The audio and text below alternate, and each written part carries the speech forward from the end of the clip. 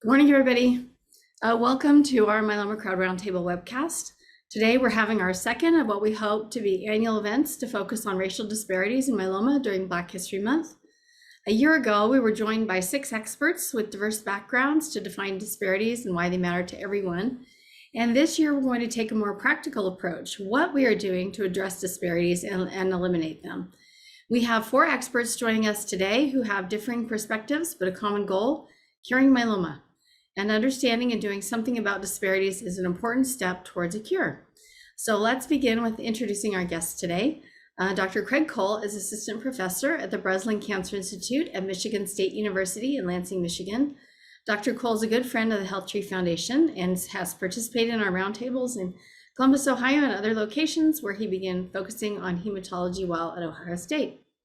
Mark Fiala is an instructor in the Division of Oncology at Washington University in St. Louis.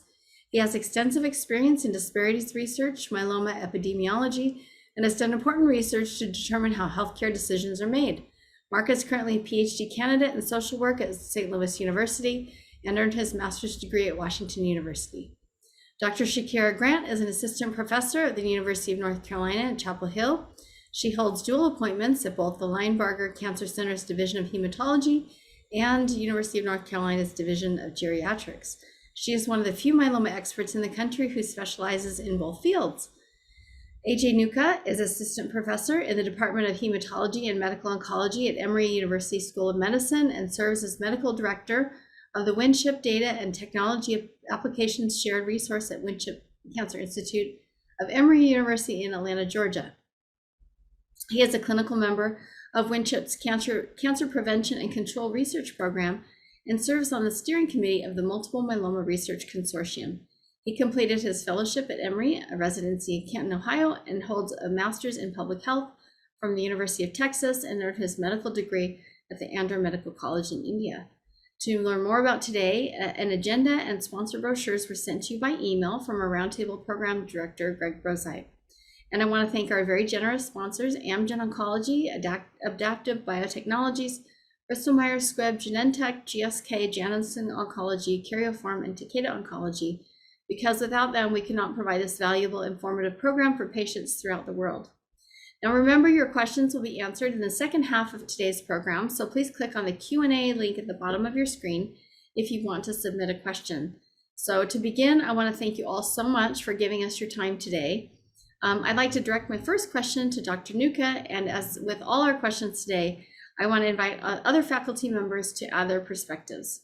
So Dr. Nuka, last March, you co-authored a study led by Nicole Gormley from the FDA, who, by the way, participated in this program last year, on ways to eliminate racial disparities in myeloma, in part by focusing on equity issues. So what were, in your view, a couple of the key findings and recommendations, and what impact could the implementation of these ideas have on the myeloma community at large? Thanks, Jenny, for a great question.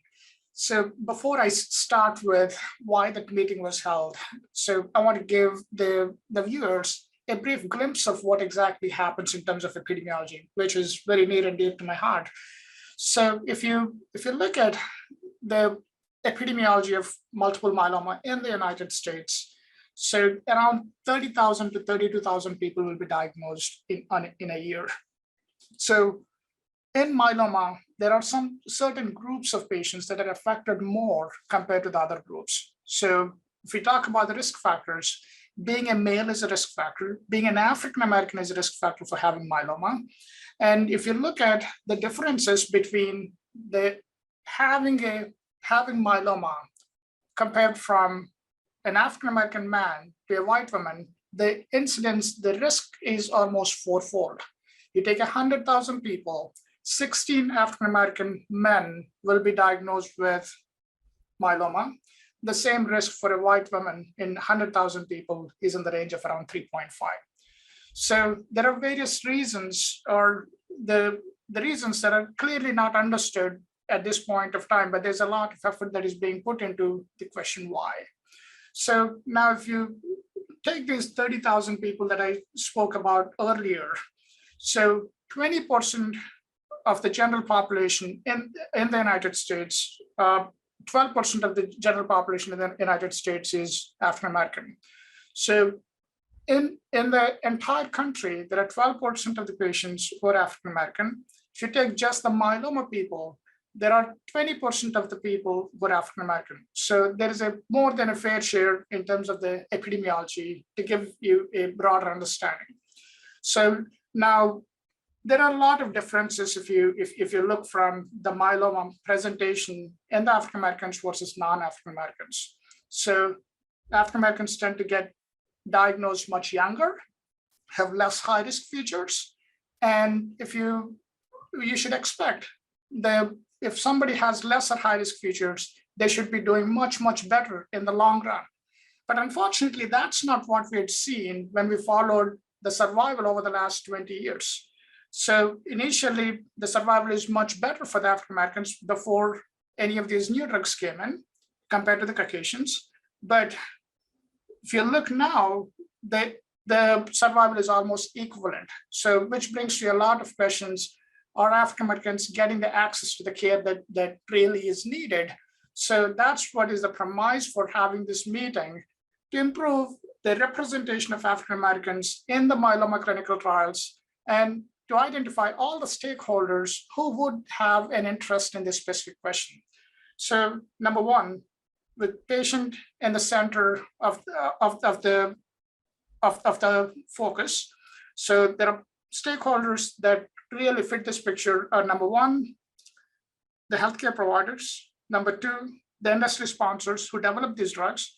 Number three, the regulatory agencies like the FDA. Number four, the organizations like the AACR.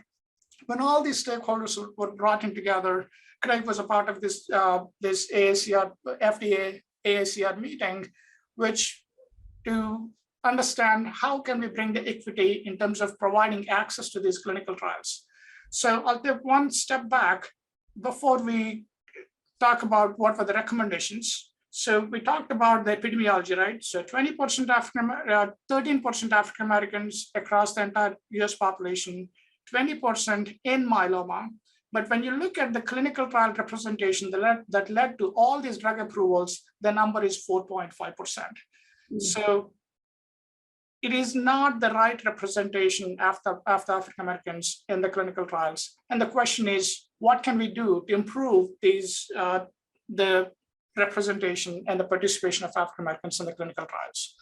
So the recommendations came from all the stakeholders, basically starting with the pre-approval process. Before any clinical trial is done, there are lots of study designs that come into play and the approval processes. One of the biggest concern or the question that came in is the eligibility criteria. So we assume everybody, all the groups have to fit a certain criteria to get onto a clinical trial. So every clinical trial has this eligibility criteria that are predefined and highly specific, and people cannot get onto the trial if they do not meet those eligibility criteria, whether the inclusion criteria or the exclusion criteria.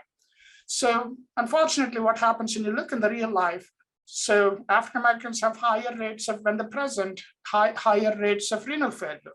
African Americans have higher rates of neutropenia. That means the white blood cell counts are much lesser, which obviously preclude them from getting into your trial. So one of the suggestions that was made from this meeting was how to broaden the eligibility criteria so that it will be more inclusive and can get more patients into the trials.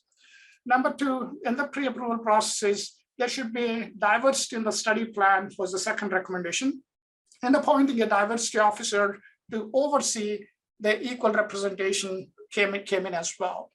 So more importantly, there were suggestions to say include disease-specific types that are more common in the African Americans and have specific plans to ensure the adequate representation for the sponsors.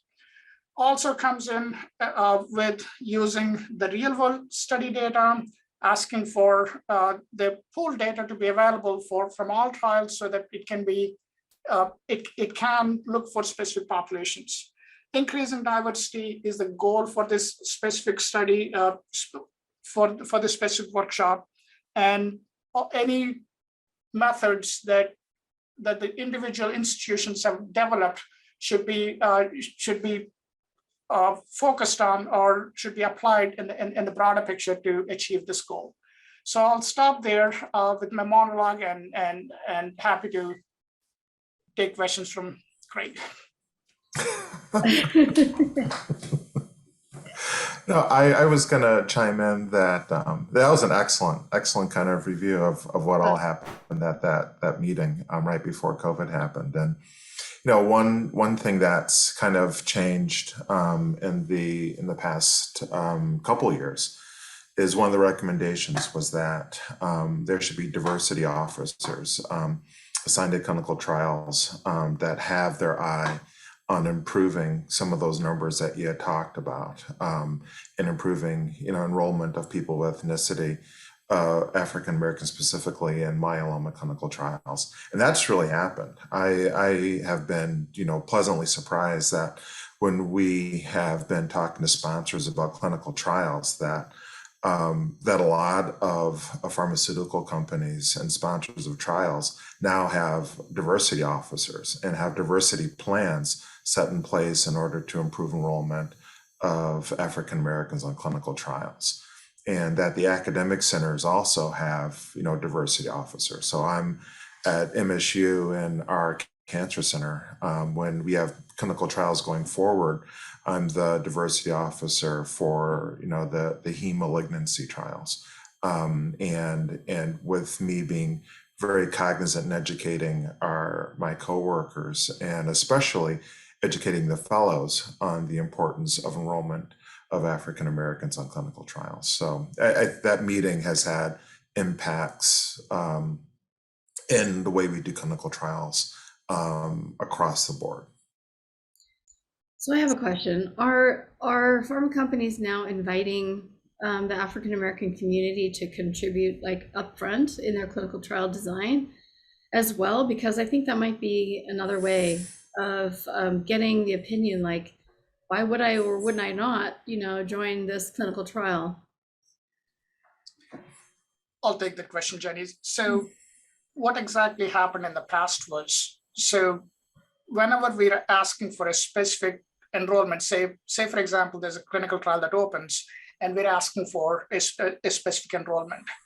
So from a sponsor's perspective, the drug has to go the study has to go at the fastest pace, and they have to complete the study so that the drug gets approved, which is good in one way, that we're not impeding with the drug approval process. The drug is available to all patients very quickly. So that is the theme that we all went in. The problem is how that has evolved is we're not meeting those represented groups that really should be there on those trials. So how can we continue to not impede the approval process, at the same time enroll more diverse patient populations? Is you come up with a specific representation for that specific trial. Say, after this meeting, I saw several other sponsors really take it to heart and came up with these new bispecific antibody trials where they said 15% of our patients should be African American in this specific trial. So this is not stopping the trial or the progress in any possible way, because the trial, once it's accrued, we're continuing to open up the enrollment for the minorities, so the approval process goes simultaneously. At the same time, the trial would have adequate representation as needed, or as what should be there. Yeah. So this is a step in the right direction, and I'm glad that the newer drugs the newer sponsors are realizing that this is the way to go. And I am hoping in the next few years, every trial should be exactly the same way. Yes. Yeah. And I like what you said about opening the criteria up too, like on the kidney issues and things like that. Like, that's really important.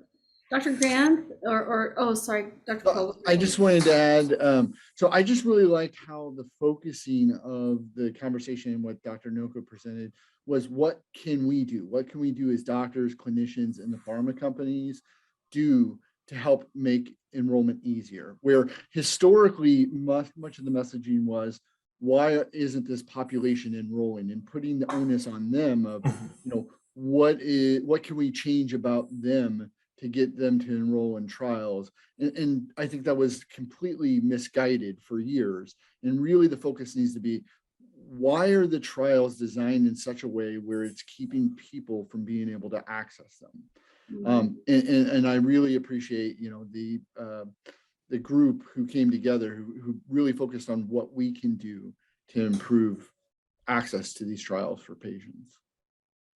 I was shocked when I mean, I had kind of an awakening at that meeting when I realized that the clinical trials we've been doing for the past, 10, 15 years prior to this meeting were the eligibility criteria were cut and pasted from the trials before and the trials before that and the trials before that.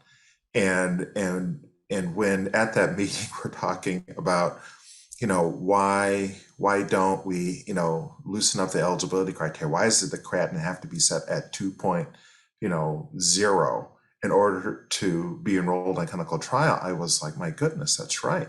We've been doing the same thing for the past 30 years and the only reason, the only stringent, or the only, criteria was that it's the way it's always been done.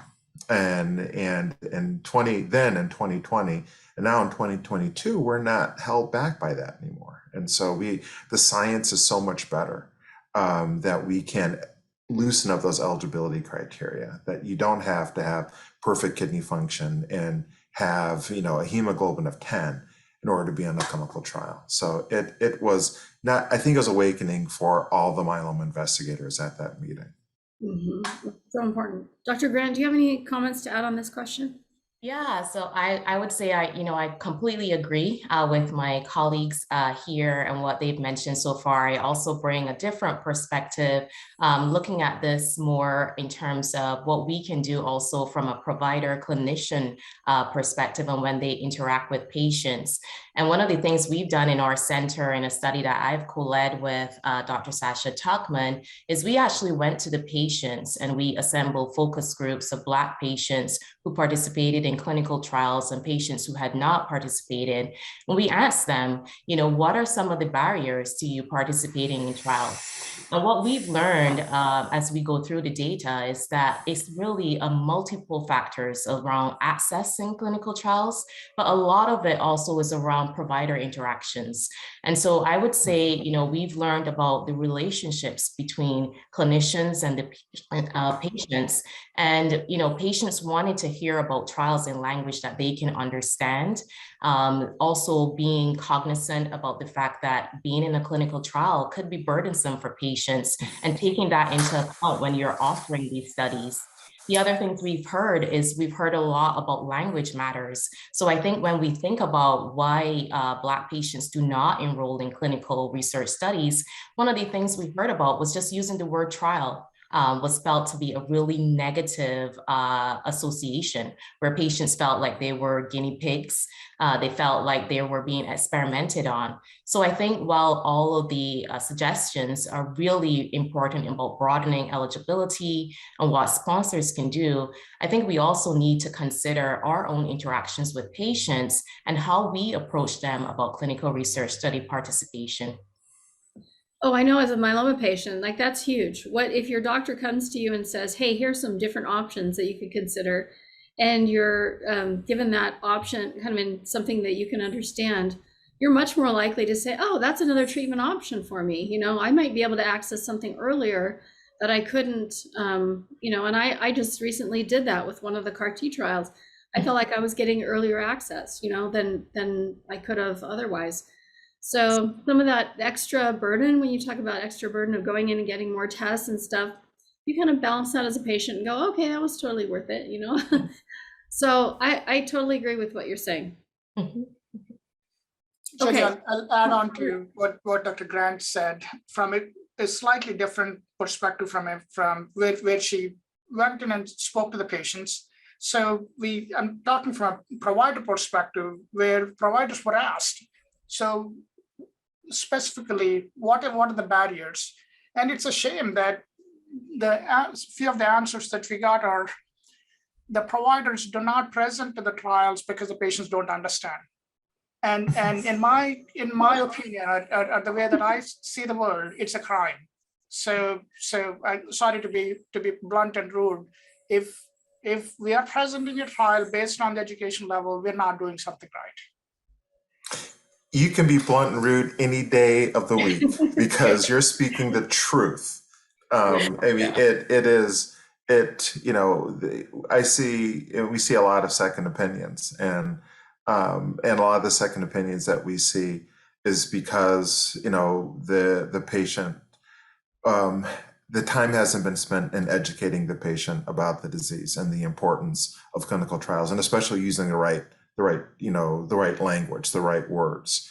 Cultural competency just isn't a catchphrase. I mean, it really is a way that every provider should be approaching a myeloma patient.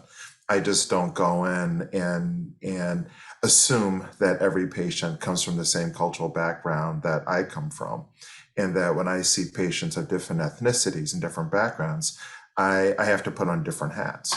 So when I see a Latino patient, or I see a Southern African American patient, and now that we're doing telehealth conferences, around the country, I have to be very cognizant that I just can't walk in or Zoom in and assume that we're from the exact same culture. That I need to be very cognizant of the words that I say, and in order to help improve patients' enrollment on clinical trials, but just education alone is the key thing in multiple myeloma.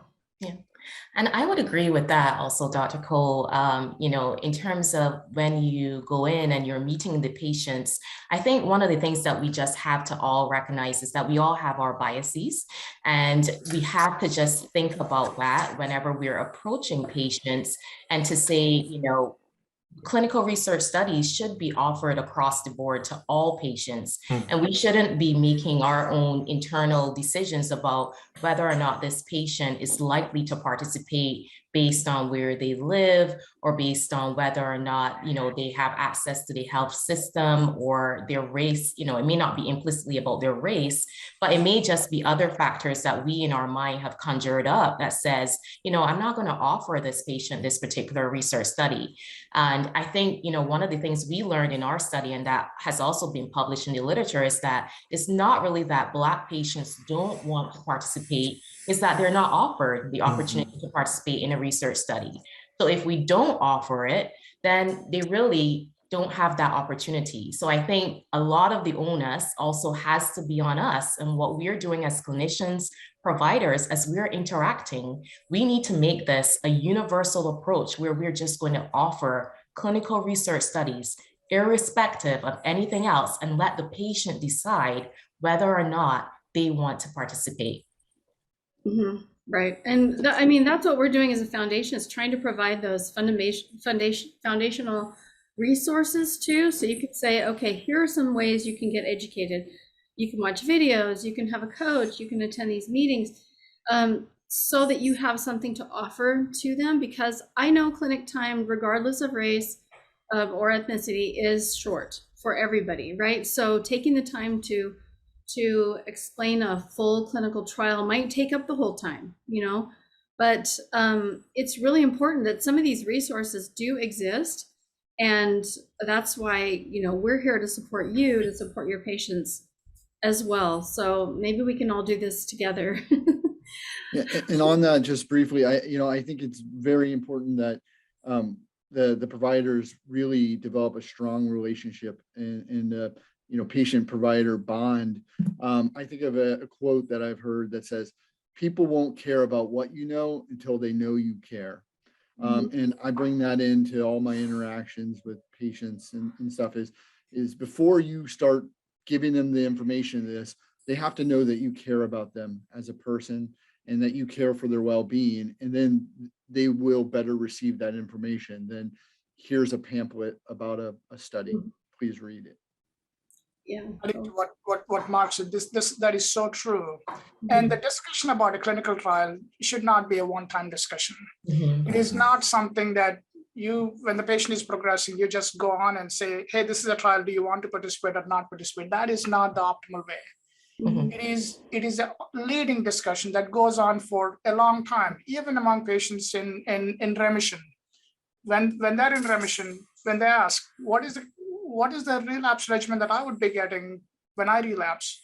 So that's a good question, exploring them the options that they currently have and adding the trial options, saying and giving them the rationale of what a trial means. Like those are all the ongoing discussions that will ultimately help them understand that there are more options than just one option that somebody is providing. Mhm. So that trust has to build on with time. And again, going back to what Mark said, like it is the patient has to know that you care for them so that they trust your decision. And absolutely, I'm not the decision maker, but I'm here to provide every detail that is available so that you make the right decision. And it is a shared decision making all the time. I would also just pick up on that and say that, you know, it's really important for us to spread the message that when we are treating patients with multiple myeloma, that this is a partnership. This is a collaboration. It is definitely not, shouldn't be an approach where providers are just there to tell you what to do, but we are here to just give you the tools, but we want to make sure that patients are partnering with us as we walk through this journey with them. So I think that's really critical what Mark said and also what Dr. Nuka said in terms of building relationships, building trust. And again, you know, our data that we just went through, that was a recurring theme that has emerged where patients want to know that providers care about them and are really invested in their best interests and doing what is best for them. Yeah, absolutely. Okay, we're going to move on to our second question. We've talked a lot about this with clinical trials, but one of the study recommendations was to, involve more Black patients in representation in clinical trials. Another was to put more emphasis on real-world data, which is what this HealthTree Cure Hub is, this data portal that we have. We have now over 10,000 patients participating. So how should these goals be balanced? Is one more important than the other? How might that data be melded to create more robust and definitive research in the future? And maybe Dr. Cole, you want to start us out on that one. Yeah, and thank you for having a real world data set. And because, in 2022, that it's so important to have that. Just like Dr. Nuka said that, the number of African Americans involved in registration clinical trials was 4.5%. And so what can we do to improve some of the data sets that we have? Is you can look at real world data. And real world data is when patients can either offer some of their the data of their disease, their cytogenetics, their treatments, the side effects of their treatments, into a large data set where their name and their identifying information is classified. And what you can look at is a number of different things in very large numbers and capture, people that otherwise didn't go to an academic center for their care. We know that a lot of African Americans don't go to the few academic centers there are for myeloma, but the real world data set reaches out, to the all over the country, including providers that aren't academic per se, but see lots of myeloma patients. And so instead, the gold standard of clinical trials has been randomized clinical trials where a patient, gets the best possible care or the best possible care plus an investigational agent.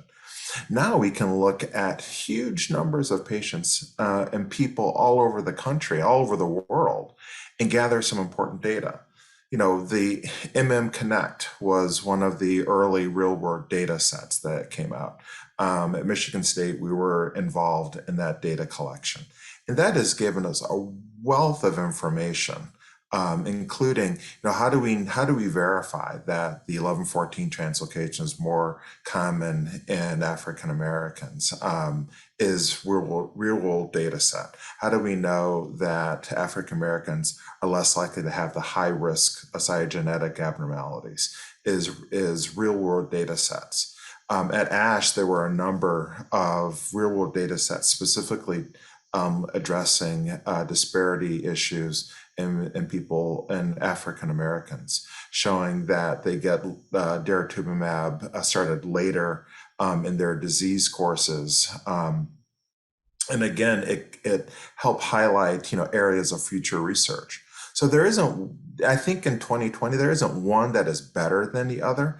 I think that they work in concert with each other. That you look at a real world data set and say, well, African Americans now, have more 11-14. So now let's design clinical trials around that fact, something that we confirmed in these real world data sets. And then we can, deploy those clinical trials to a specific group. If it wasn't for real world data sets, I don't know how we would actually get that information, because the slice of people of ethnicity and at academic centers is so small that we have to reach out to larger data sets. Absolutely. Okay. Anyone else want to comment on this topic?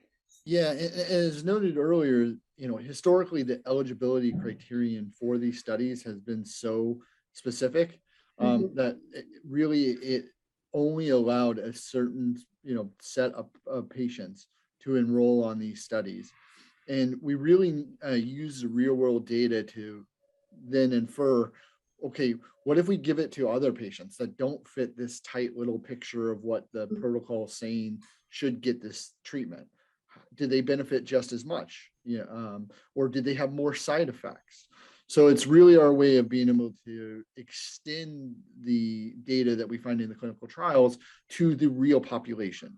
Because let's be honest, the patients who enroll in clinical trials in many ways do not represent the real population of myeloma patients, either by race, ethnicity, by age, or just by disease prognosis. Many of the studies don't allow people with renal failure and stuff, which obviously is a subset of patients with more challenging disease. So I said, it's really real world evidence allows us to build off of what we find in the clinical trials and see how that would extend to real patients in the real world. And it feeds back that we get data from, we do a clinical trial. It shows that a particular ethnicity has a particular side effect with a drug. Then you go back and can do a clinical trial based on the information you get from the real world data set, which then makes care safer, better for everyone. And so it really is an exciting interplay. If you would have asked me, 10 years ago, would we be able to do this? I would say, I don't think my computer can handle all that data. It would probably start smoking, through the back, or it would probably run away from me if I tried to have it crunch all that data. But these days, it's incredible what we can do.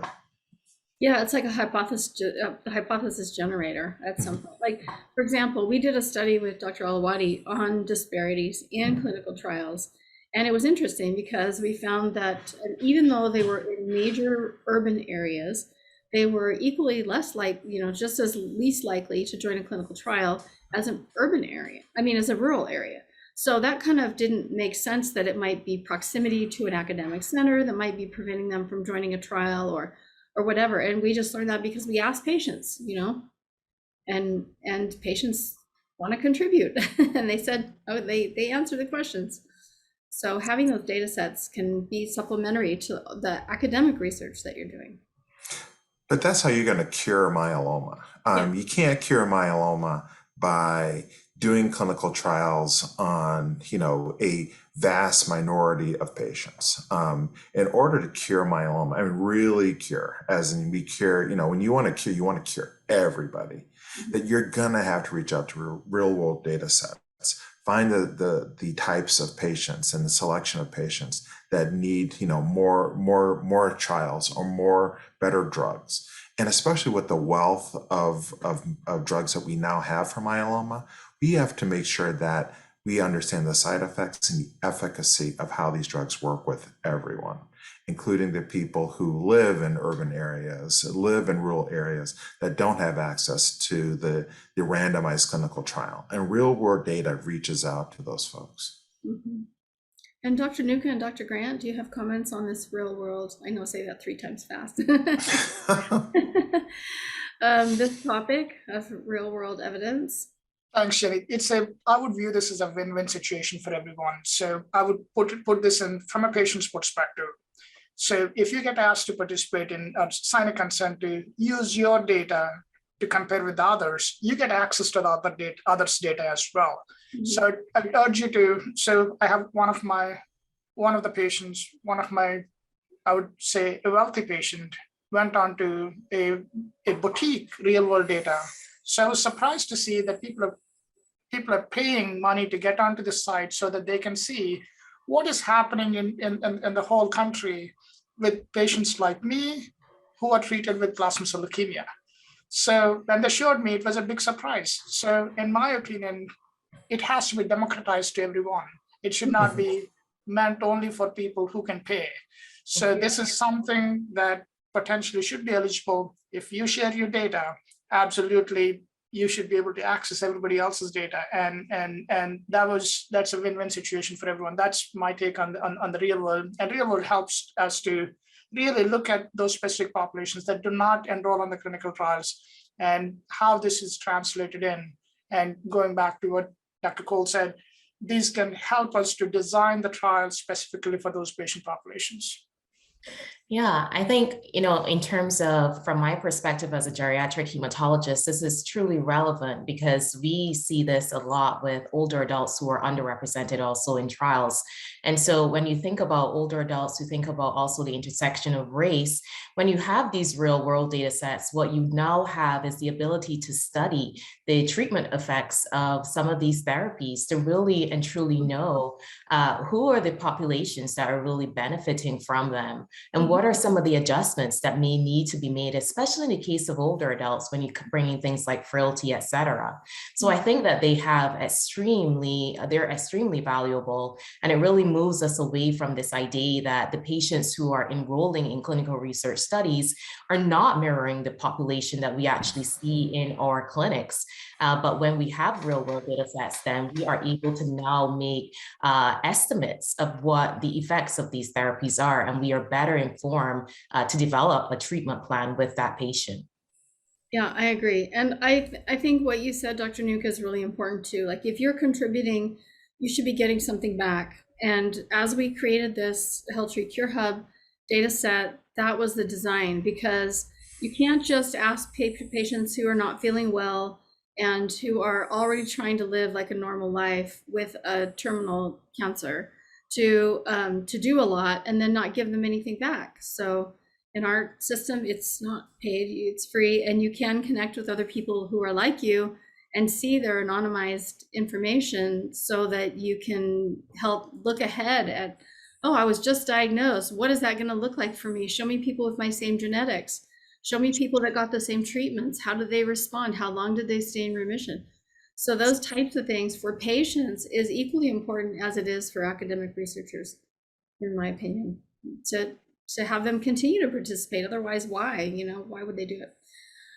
Okay, let's move on. Mr. Fiala, you are a social worker who works with many myeloma Black patients. And what are some of the key impediments to achieving better outcomes for Black myeloma patients? And what are some of the ways that your institution is addressing? Yeah, so I do have one slide I'm going to share. You guys should see my screen. I thought this might give context of where I work, and it probably will look a lot like some of the places you guys work and live as well. Where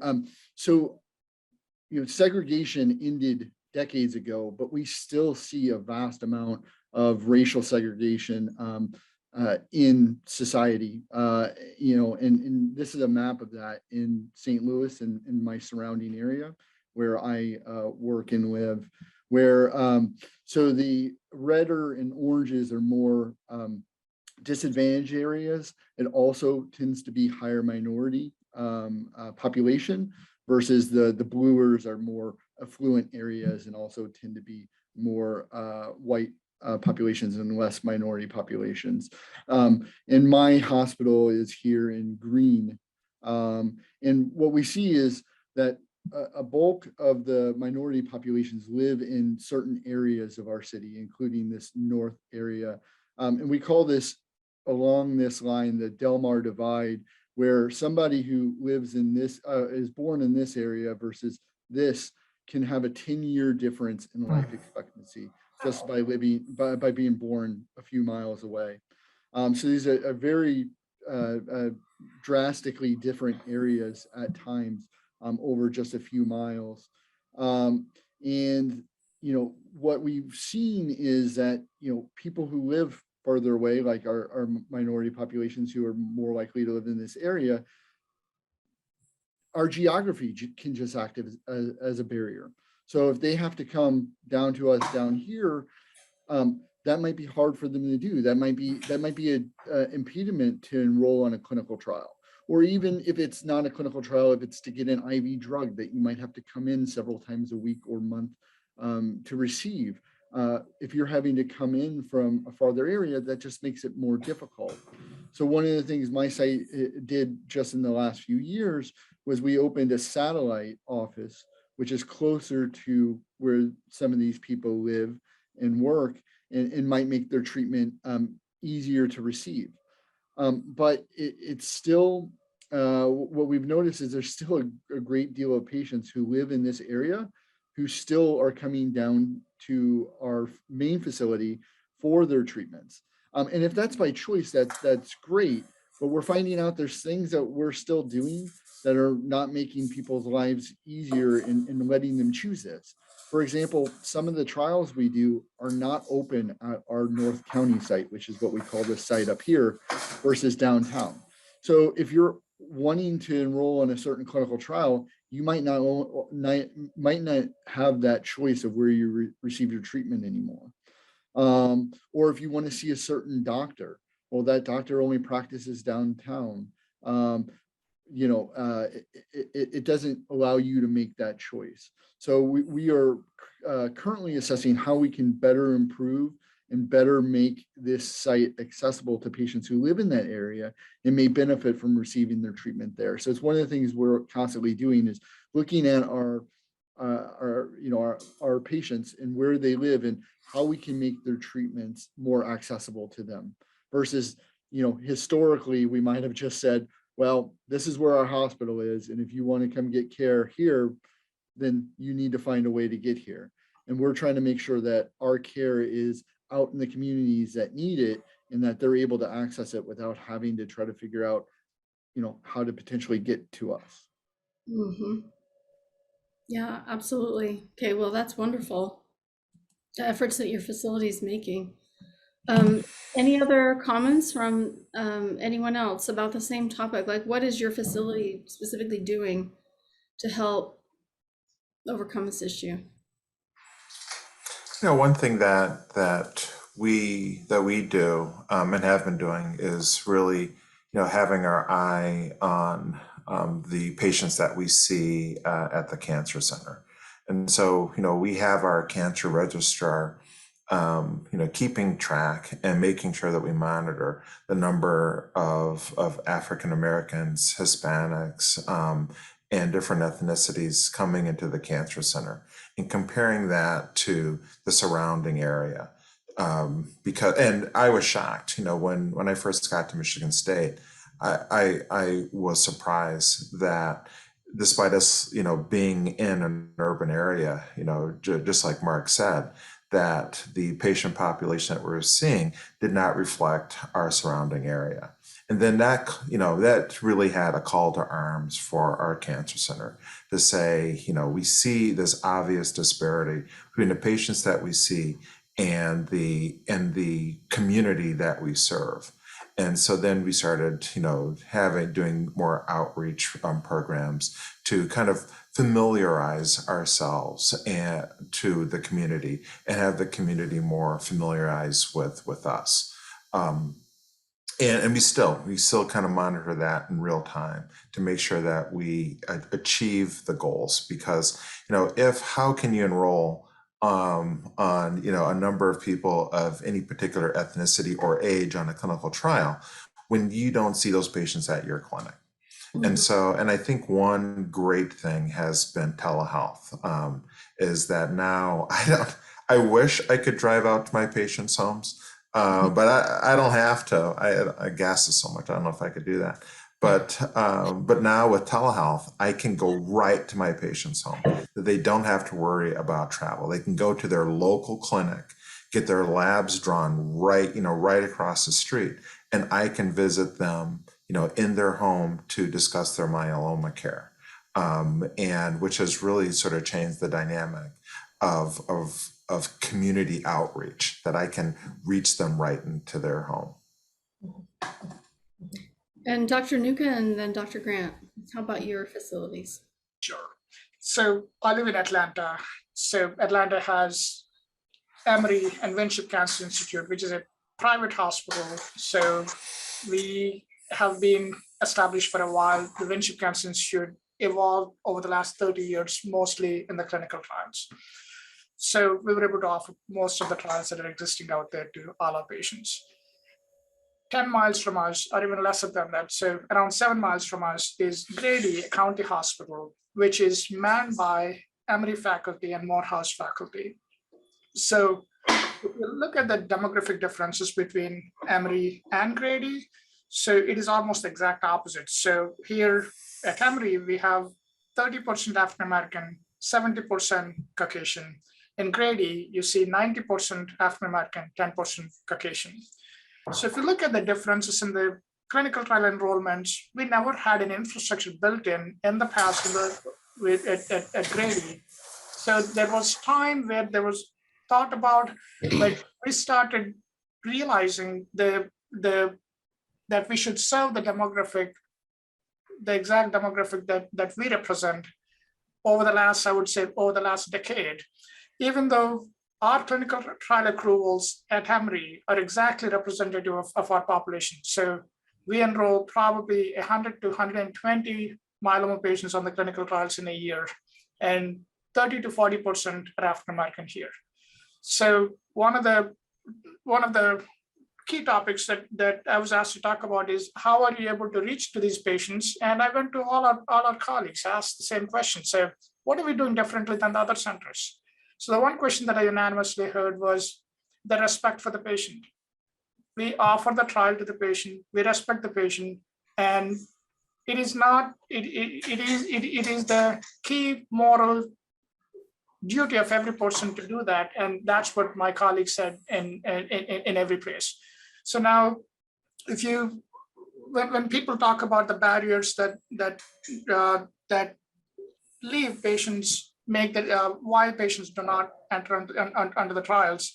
So the reason I presented both our institutions is there is one of our ethicists who has a lot of investment into understanding these barriers. So she did the same study asking patients at both institutions, if you were to donate tissue, if you were to ask to participate in a trial, what would your answer be? So across both institutions, Grady and Emory, her answers were mirror reflection of exactly whether they were white, whether they're black. If they're asked to participate, they said we're willing to participate. So the populations are very, very different. However, everybody is willing to participate, willing to donate the tissue for the genetic studies, and this allowed us to change the direction in a lot of ways. The leadership has to be really praised for this, only because they understood that this is exactly what the future is going to be, that we are being forced in every possible way. We don't have a choice, I would put it that way. We don't have a choice other than to open this infrastructure, establish the infrastructure. So they did it much earlier.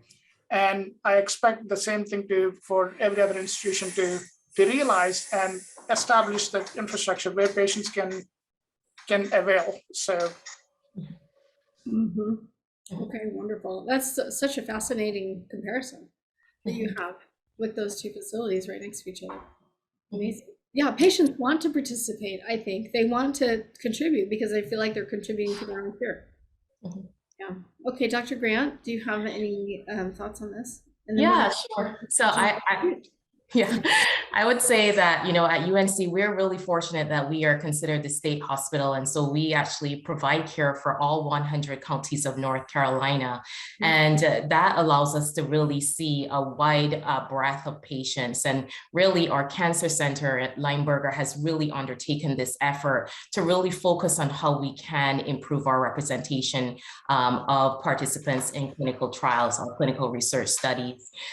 Even though we have about 22% 40% of the population in North Carolina considered as Black, we still don't see those numbers at UNC enrolling in studies. And so what we've done, especially, starting with just the myeloma program and Sasha Tuckman, who leads that, really putting efforts into building infrastructure around expanding the research that is available not only at the main campus, but also at one of the satellite campuses.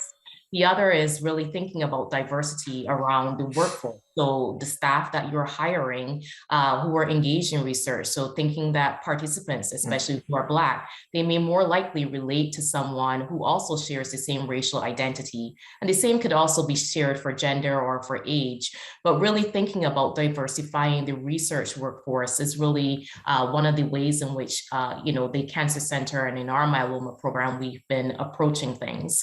And then I think overall, as many people have mentioned, just greater outreach and really spreading the word about clinical research studies, what is available, using multiple methods for recruitment, partnering with our community engagement programs in the Cancer Center to make sure that patients and in the community, that they know what is really available at UNC and beyond. Mm-hmm. Okay, wonderful. Okay, a question specifically for you, Dr. Grant. So because you deal with a lot of, you specialize in geriatric myeloma as well. So myeloma is a disease found overwhelmingly in older people, but you really specialize in this. So what are some of the key issues that older myeloma patients face that are different, and specifically African-American or Black older myeloma patients compared to younger patients?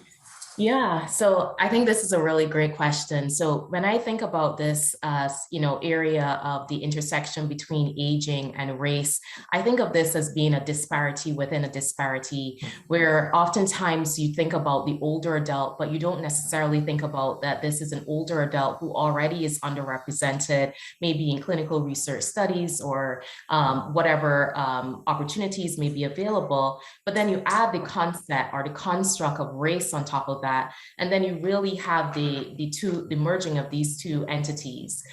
For me, the things that I really see when I see this particular population, and this is just talking about older adults in general first, is really thinking about things like frailty. And so when I think of frailty, I really think, about whether or not an individual is likely to undergo treatment and still remain functional. Whether or not they have additional functional losses, what their quality of life is likely to be with their treatment. So I think at the forefront needs to be consideration, especially with the older adult population, about what is their frailty status, what is their social support network, because if they don't have a good social support network, chances are that these patients are not going to be able to get through these complex regimens in a way that we are hoping for and ultimately see the best results. I think the other thing when you add race in there that you need to think about is for the older Black patient, they may be facing additional barriers such as financial limitations that may limit their access to these medications that we're prescribing for their care.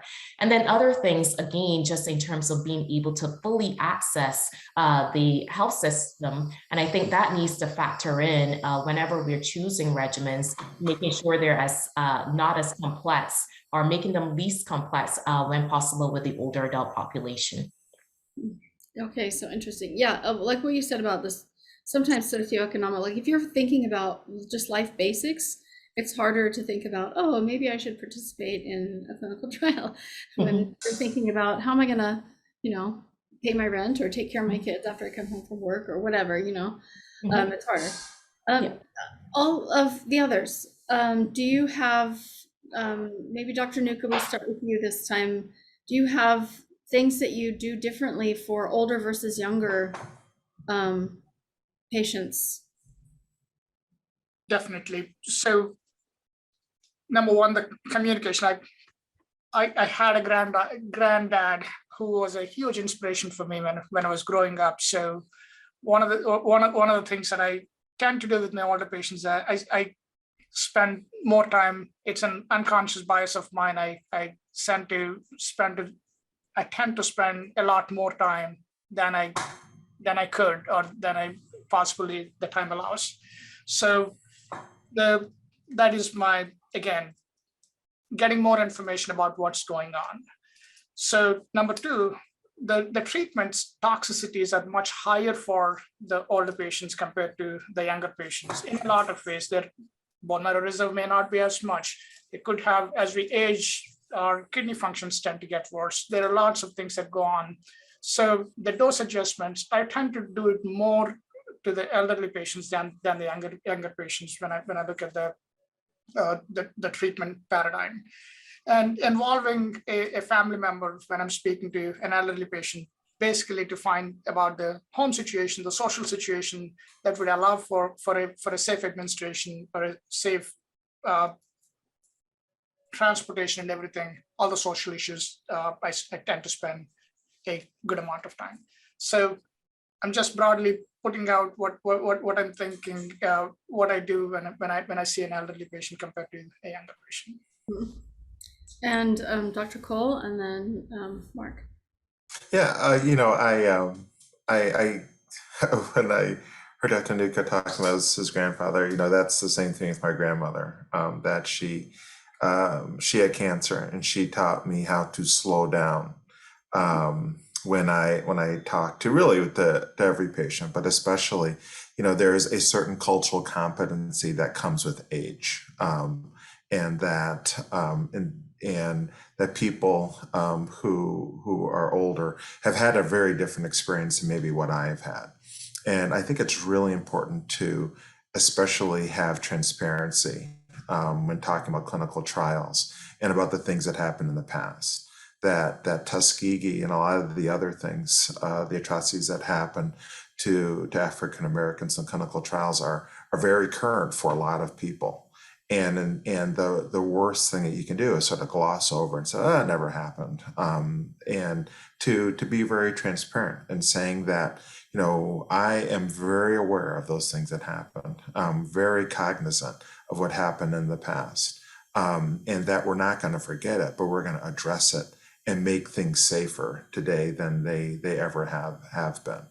And I think that, that some younger people may not be, as forefront in their mind, but I think the transparency and building trust, taking the time, I think, is the most important thing. And also telling a patient that health literacy is an empowerment tool, and that you don't have to learn about this disease. I had a patient who is in her 80s, and she was worried about, how am I going to remember all the stuff about myeloma? I said, you don't need to remember it today. That we're going to come back over and over and over and over and over and talk about the same thing until you feel comfortable in understanding this disease as much as I do. And that age is not a discriminator to health literacy and patient empowerment. Yeah, I completely agree with that. And we talk to patients all the time about that, and it's true. Sometimes you'll spend several hours talking about a topic to make sure they understand it. It's exactly. My wife doesn't want me to talk about myeloma anymore at home. So who am I going to talk to? I talk to my patients. I love talking to my patients about myeloma because no one else will listen to me. Okay, Mark, and do you have any comments on this topic?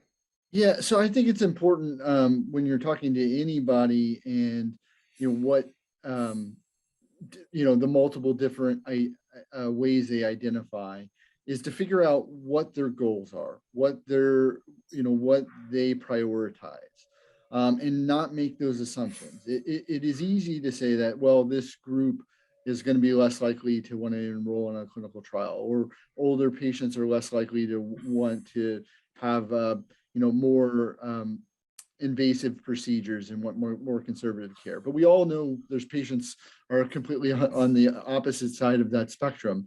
I've met 80-year-olds who are very spry and want every clinical trial that they can enroll on. They're asking me, are there other ones I can participate? And like I said, it's really important to treat each person as an individual and not as a specific identity, because that's one of many of their identities. And it's really how all of those interplay makes up an individual. And you really don't know how a person is going to react until you know them. So it's just very important to figure out for each patient and each person what their goals and what they value is. And I want to ask a follow-up question to you specifically about, because what you were saying is you've done a lot of work at Washington University about being proactive about reaching out to patients. And you've described some of those approaches. But are there roles for other staff members like fellows or the oncology nurses? Because I know if a doctor who doesn't have enough time for me to fully explain something, I'll pull one of the nurses aside and say, hey, could you really explain this to me? Because I don't understand it. So what's the role of the entire care team in addressing some of these disparities issues? Yeah, and that's a great question. I guess and fitting to ask me. So I actually started as a research coordinator here at WashU about 15 years ago. Okay. And I didn't know what myeloma was. I had never heard of it at that time. Now, like Dr. Cole, my wife doesn't want to hear another word about myeloma ever again, because it's all she hears of from me, seemingly. But like being part of the care team in that, I definitely understand it, and I always try to make myself available to patients, and knowing where my limitations were. But there were many times with the doctor, the time is limited. Well, my time is a lot less valuable than as a research coordinator than the doctor's. So I would spend as much time as needed. And maybe part of it was just to gather the questions. What questions did you forget to ask him? And then let me pull him back in here so we can rattle those questions off quickly, and he can give you those answers in a much more, a much quicker time period than what I've spent with you. Because sometimes people don't know what questions to ask, and just being able to talk it through with somebody else who has a basic understanding of what's going on, and maybe can't provide the answers, but can help them determine what questions they should be asking. And a lot of sites have done this with lay navigators.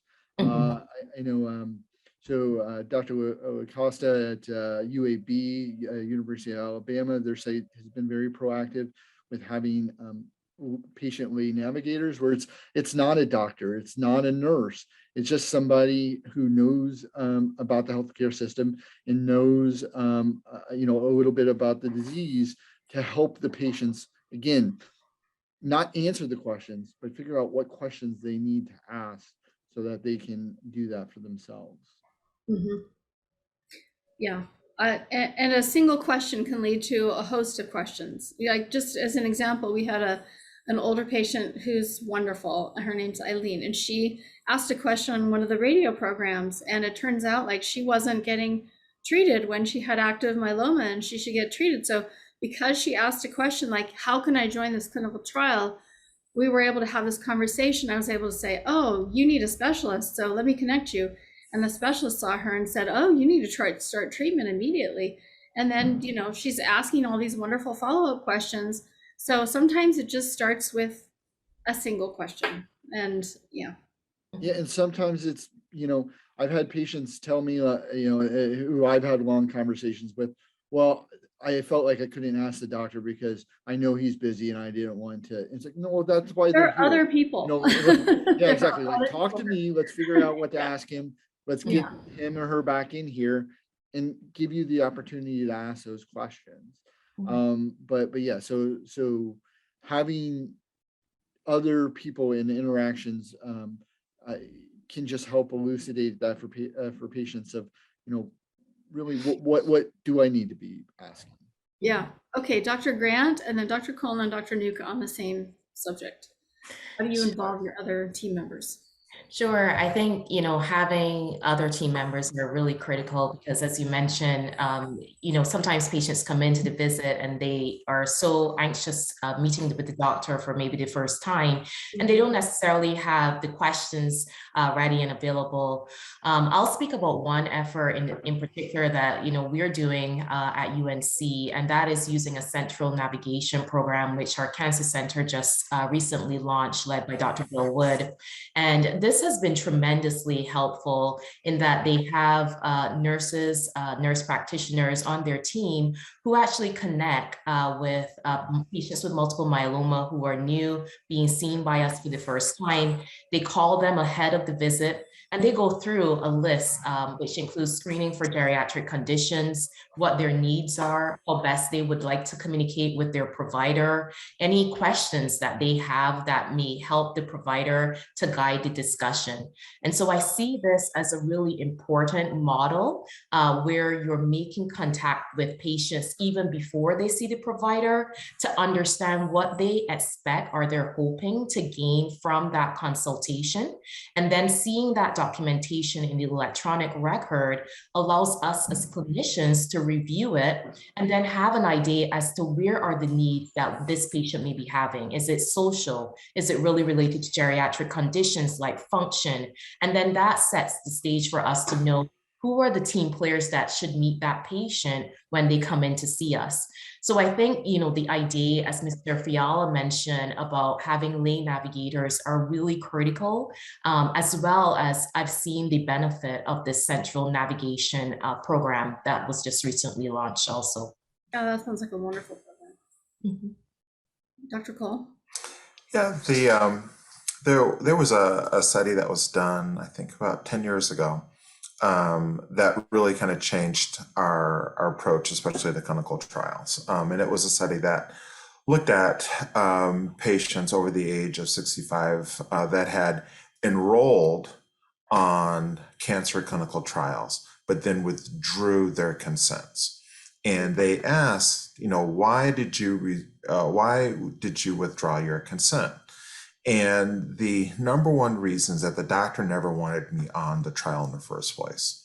So, which didn't, seem to make sense. Why would the doctor give you a consent form and then who didn't want you on a clinical trial? And when they drilled down, it was because the patients, given the consent form, then asked the nurses and asked the checkout people and asked other people in the healthcare facility, what do you think about this clinical trial? And when they said, well, I don't know about the clinical trial, I don't know what that is, that was taken as a no from the healthcare system. Alarm bells, yeah. Yeah. And so after I read that trial, we kind of changed the way that our clinical trial program worked when I was at U of M and now at Michigan State. We have an all-in clinical trial program that everybody's involved in it. Everybody. We have a whole Breslin clinical trial meeting where the checkout people, the check-in people, the blood draw, the phlebotomist, all the nurses, everyone knows about the clinical trials that we're running at MSU, so that there isn't, and it's not only to improve enrollment in patients, but it's to get everyone excited about what we're doing. I mean, if, the sad thing is if you're a phlebotomist and you're not aware of the breakthroughs that are happening in myeloma, you're blind to that, to have knowledge of that just makes your job more exciting. And it helps them to participate. So now when we have a patient given a consent form and they ask the phlebotomist, so they ask the checkout people, what do you think about this clinical trial? They all know what's happening and they're excited about it too, which then helps enrollment. And so that's one thing that we changed. That's a great idea, because you're sitting there getting blood drawn and sometimes you strike up a conversation about what you're doing. And if they don't have any idea, and it's just another touch point too, confirmatory touch point. Dr. Nuka, and then after this, I'm going to jump to a kind of a different section, then we'll come back to some of these questions. So I've always used the team-based approach for approaching a patient. So I'll give briefly the numbers of what we see in the clinic. So I see patients 1.5 day of clinic in a week. Fridays and Mondays at my clinic. And on Fridays, we see close to 70 patients in the clinic. And I do have 3 other advanced practice providers that are in the clinic. So I see close to 20 patients on that specific day, but the people who are in the autopilot is what I call that doing so well with the treatments. I transition them to the APP or who's in my team. But every patient, one of my views is to go through the labs of every single patient to make sure that they're good. If they're not good, I call the patient. If I don't like something, the call goes from me, the call does not go from anywhere. So that is purely from the purpose of how my team operates. One thing, so the one original thing that I started to convey to the entire team is basically coming in, what are the goals of our clinic? So my clinic has 50% African Americans. My goal of the clinic is to offer everything under the sun that anybody could get, my patient should get. So the same applies to exactly across the Emory system. But the goal is very, very clear for us. And for this to happen, we have recruited people who are MAs. We have recruited people who are the office managers, who are my patients, to talk to the patients so that they feel that they belong and they have the trust in the system. So it is not, it takes a village for this to happen. There are patients that are already in the clinical trials in the same one. And if I'm finding the one patient is reminding me of somebody, I specifically call the patient and say, hey, can you please help me talk to this patient? Mm-hmm. And it works wonders when a patient on the clinical trial talks to the specific patient, answers the questions. It is serving me in more than a few ways. Like number one, providing exactly the goal of what we talked about as a clinic, mm-hmm. and providing them, and at the same time, the clinic can focus on somebody else. And rather than, I always give this example, like I could stand here and speak for 2 days. I may not be able to convince you what is right for you. But when a patient talks to you, yes, it would happen in 2 minutes. Yeah. Oh, that peer support is huge. So that's a great way to handle things. Okay, wonderful idea.